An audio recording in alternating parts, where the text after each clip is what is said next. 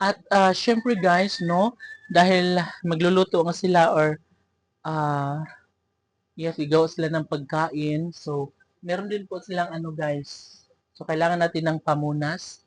Itong tela guys na syempre pagbasa yung kamay natin or marumi yung ano natin guys pagbasa tapos dito ka na magpapahid sa kanilang trapo.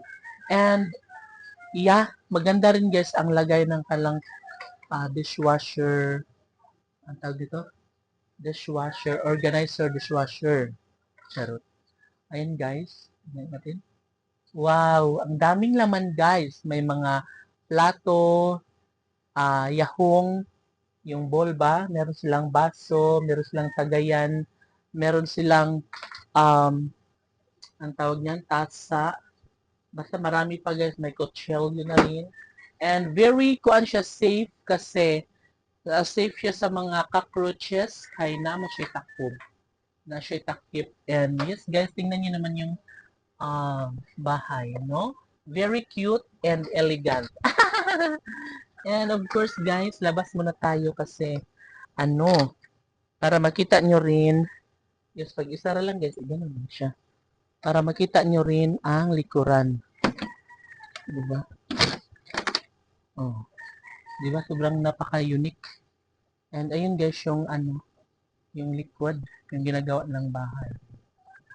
Diba? Super nice. And malapit na siyang matapos guys. Kaya konting tiis na lang, makakalipat na sila ng mga pamangkin at kapatid ko, yung asawa niya. And yes, guys, yung kapatid ko guys, tsaka yung asawa niya ngayon, ay may bahay naman sila doon sa kabilang bayo. Yung priority is ano, yung mga pamangkin ko. And of course, dito rin po sila matutulog kapag gusto nila yung kapatid ko tsaka yung asawa niya.